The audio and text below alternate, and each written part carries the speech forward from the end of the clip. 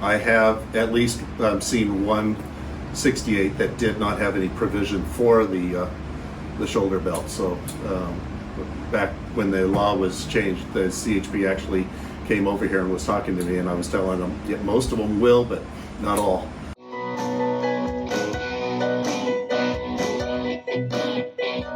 Welcome back to Christina's Garage at Gearhead in Training. I'm at American Mustang Parts with Andy.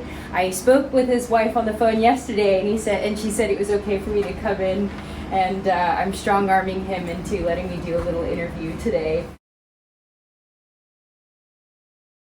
While talking to your wife yesterday and a lot of other people I've spoken to, they have really high remarks about what you guys do. Would you mind sharing a little bit about, being a family business, like how'd you guys get started, and kind of what brought you here today? Basically just a hobby gone a little crazy. And Karen said you guys have been in business for 30 years, or almost 40. Almost 40 now. But bought my first Mustang in, I think, 83, and going to car show events and so forth like that. And one of the other car show people was telling us about this company where his wife had gotten injured and he was needing to sell it. And like I said, everything kind of fell into place. Begged, borrow, and stole. There's a lot of stories that I was told about my dad with hiding things. Well, just coming up with the finances and whatnot to do it. You guys are specialized in Mustangs. Is there a particular year range that you guys do? My brain does the 65 to 73s. Okay, so this is perfect for me to come in for my brother's 68. There was some really cool information I didn't know about with the lap belt situation and shoulder. Would you call it the 3-point? 3-point or the shoulder belt, lap belt and shoulder belt. Yeah. So I came in with just the lap belt, and what was it that you were saying with the requirements for?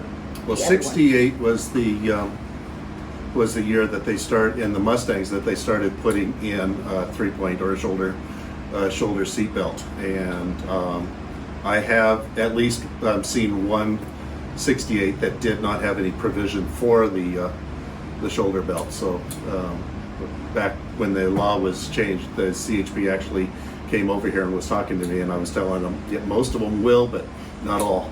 So it's probably not, they're not going to strong arm you on having to have them, but it's not necessarily a bad thing to have them. Well, I was showing because it is a safety. Yeah, because especially now with how fast cars go, and we were talking about people driving crazy and T-boning other people and stuff like that. We were looking at a video of the inside of Matthew's car. So when you're talking about provisions, it's up in the headliner. Up inside the headliner, right above the side window, there would be a hole with threads on it where you would attach the upper part of the seatbelt to. So when my brother watches this, he'll be able to kind of choose whether, like when we looked back, we don't have it set up currently to have the shoulder strap in the front seats. But my brother would have the choice. These are the same ones that I brought in. Right. So somebody had replaced them already because those are not original seatbelts. Okay. Yeah. So now I know that. I had no idea. So he would have the option to replace with these ones, or if he wanted us to do with the shoulder in the front, would there be options to have the nice to have Not it that match? I'm aware of. Okay. And are they more the original ones? Because you showed us one option here. One option here with just a generic push button type belt. It doesn't have the Mustang logo or anything No, like that. even the original ones didn't have a Mustang logo on it. They just had a starburst button that you would push. Oh, okay. It's all stuff that's new to me. I had no idea that these were aftermarket. I didn't know what they had at the time, and now, and also understanding safety laws and stuff. Today I'm also going to hopefully be picking up some oil and stuff like that so I can get the car up and ready to go. You guys offer a lot of different things. If someone is interested in getting Mustang parts, like what's the best way for them to get in contact with you guys? Call. Okay. Or come in, you guys have this office Call here? in the showroom here for showing up, yeah. Awesome. And do you guys have like a specific range of what products you have for? do you have like a specialty or kind of? Everything. Oh, Chassis, interior. Nobody on paint, but body panels. well, and your son also, he's a mechanic. You Yeah. guys do have a shop He in does the a back shop, too. right. So what do you guys offer in that regard?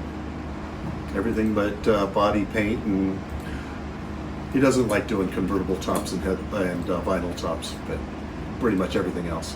Awesome. Well, thank you so much. I really appreciate you taking the time, and I'm really excited. And you'll probably see me a little bit more as I'm working on my brother's car. There's some other missing pieces that would be kind of cool to just put them back where they were supposed to go. So you might sell some of those odds and ends parts as well then. Excellent. Cool. Thank you. Thank you so much. If you guys want to follow along, I will put all of their information in the caption if you wanted to contact them. And please subscribe to my channel. See you guys next time.